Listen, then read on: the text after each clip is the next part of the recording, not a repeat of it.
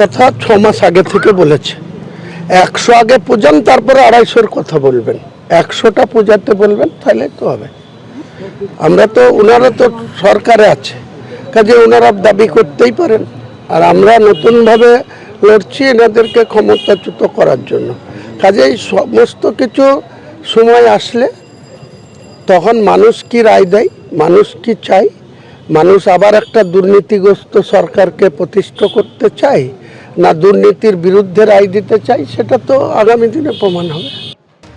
SIR নিয়ে রাজ্যের সংঘাত একেবারে চরমে। এসআইআর ইস্যুতে যখন প্রায় প্রত্যেক দিনই মমতা বন্দ্যোপাধ্যায় থেকে অভিষেক বন্দ্যোপাধ্যায় সুর চড়াচ্ছেন, তখন এই ইস্যুতে পাল্টা সরব হয়েছেন শুভেন্দু অধিকারীও। তিনি বলছেন যে 14ই ফেব্রুয়ারি পর্যন্ত অপেক্ষা করুন, তারপর বলবে যে এই লিস্ট চলবে না, বলবে এই ভোটার লিস্টে ভোটে লড়বো না। এসআইআর এর চূড়ান্ত তালিকা প্রকাশ নিয়ে এভাবেই তৃণমূলকে আক্রমণ শানিয়েছেন তিনি। পঞ্চনামা কেন, 500 নামাও করতে থাকবে, লাভ কিছু হইব না। চোর একদম কট হ্যান্ড ধরা পড়েছে। এদেরকে 14 ফেব্রুয়ারির পরে বলতে হবে এই ভোটার লিস্টে নির্বাচনে আমরা যাব না। তো 7 কোটি 6 এসছে ড্রাফট লিস্টে, 58 লাখ বাদ গেছে, বাকিটা 15 ফেব্রুয়ারি বলবো। অভিষেক বন্দ্যোপাধ্যায় আজকে রামপুরহাটের সভায় দাঁড়িয়ে 250 আসন জেতার কথা বলেছেন, আর এই নিয়ে হুমায়ুন কবির তাকে পাল্টা চ্যালেঞ্জ ছুড়ে দিয়েছেন। তিনি বলছেন 250-র কথা বলছেন, আগে 100 আসন জিতুন। অভিষেক বন্দ্যোপাধ্যায় যে দাবি করেছেন তা নিয়ে আজকে পাল্টা এমনই বক্তব্য হুমায়ুন কবিরের। রাজ্য জুড়ে শৈত্যপ্রবাহ, আর তার মধ্যেই সরগরম ভোটের হাওয়া। একদিকে একের পর এক কর্মসূচি আজকে রাজ্য জুড়ে। মমতা বন্দ্যোপাধ্যায় তিনি যখন গঙ্গাসাগর থেকে ফিরছিলেন তখন নিশানা করেছেন নির্বাচন কমিশনকে। অন্যদিকে রামপুরহাটে আজকে সভা করলেন অভিষেক বন্দ্যোপাধ্যায়, রানাঘাটে আজকে সভায় উপস্থিত ছিলেন শ্রমিক ভট্টাচার্য এবং দিলীপ ঘোষ, আর বাঁকুড়ায় তালডাংরায় আজকে পরিবর্তন সংকল্প যাত্রায় অংশ নেন সুকান্ত মজুমদার।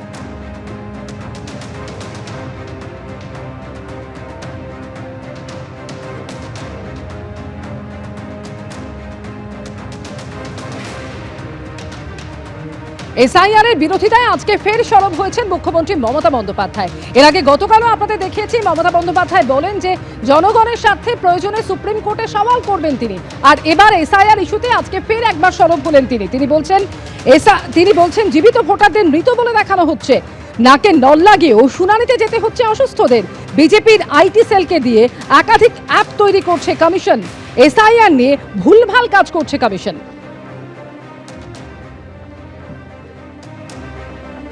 ভুলভাল করছে ইলেকশন কমিশন, জীবিতদের মৃত দেখাচ্ছে, বয়োজ্যেষ্ঠদের নাকে নল পরিয়ে নিয়ে যাচ্ছে, এবং যেসব অ্যাপ করেছেন বিজেপির আইটি সেলকে দিয়ে, সেগুলো ইললিগাল, আনকনস্টিটিউশনাল, আনডেমোক্রেটিক। এভাবে চলতে পারে না। আপনাদের বলবো আপনারাই ক্রস চেক করুন এবং আপনারা মানুষের পাশে দাঁড়ান। আমার পাশে দাঁড়ানোর দরকার নেই। আজকে রানাঘাটে সভা করেছেন দিলীপ ঘোষ, আর যে সভায় দিলীপ ঘোষের মুখে উঠে আসে শুভেন্দু অধিকারীর নন্দীগ্রাম জয়ের প্রসঙ্গ। তিনি বলেন যে কানমূলে বাড়ি পাঠিয়ে দিয়েছে নন্দীগ্রাম। নন্দীগ্রাম নিয়ে মমতা বন্দ্যোপাধ্যায়কে এভাবেই আক্রমণ শানিয়েছেন দিলীপ ঘোষ। এখন বেরিয়ে পড়েছেন, সভাপতিত্ব কাটিয়ে রাস্তায় নেমেছেন, এবার নাকি উল্টে দেবেন, পাল্টে দেবেন। কি করবেন সেটা বাংলার মানুষ জানে। তাই এসআইআরই আমরা বুঝেছি, দিদিমণির যে ভবানীপুর থেকে যেতেন সেখানে 44,000 নাম বাদ গেছে। উনি কত ভোটে যেতেন, কেন যেতেন আমরা জানলাম। যে নন্দীগ্রামে গেলেন ওখানকার লোক কানগুলে বাড়ি পাঠিয়ে দিল, ওখানে মাত্র 10,000 মৃত ভোটার ছিল, জিততে পারলেন না। ভুয়ো ভোটার জিততে পারেন। তার খুব প্রিয় ভাই মেয়র ববি হাকিম, তার এলাকায় 66,000 বেরিয়েছে ভুয়ো ভোটার। বুঝতে পারুন তার আদলে 20, 25, 30% ভুয়ো ভোটার আছে। এই যে 3 বার জিতেছে টিএমসি, পুরোটা ভুয়ো ভোটারের ভোটে জিতেছে। সিপিএম তাই করতো। এসআইআর রুখতে এবার সরাসরি সুপ্রিম কোর্টে সওয়াল করার ঘোষণা করেছিলেন মমতা বন্দ্যোপাধ্যায়, আর জানি পাল্টা মমতা বন্দ্যোপাধ্যায়কে কটাক্ষ করেছেন শ্রমিক ভট্টাচার্য। আগামীকাল কোর্ট খুলবে, আমরাও আইনে যাব। এত মানুষের মৃত্যু, এত মানুষকে যেভাবে হ্যারাস করেছে তার বিরুদ্ধে, এবং প্রয়োজন পড়লে আমি নিজেও পারমিশন চাইব দরকার হলে আমিও সুপ্রিম কোর্টে গিয়ে মানুষের হয়ে আমি প্লিড করব, আমি মানুষের হয়ে কথা বলবো।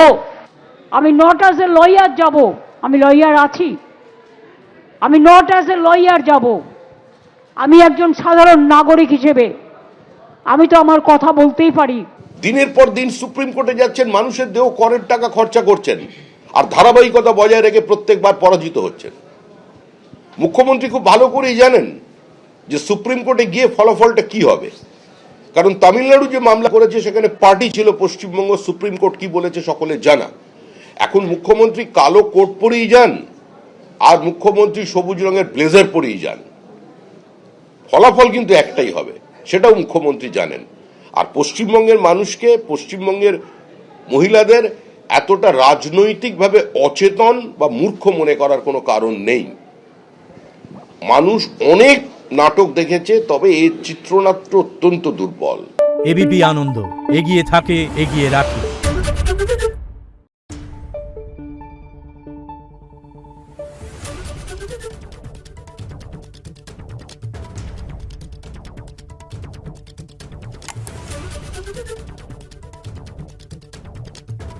Thank you.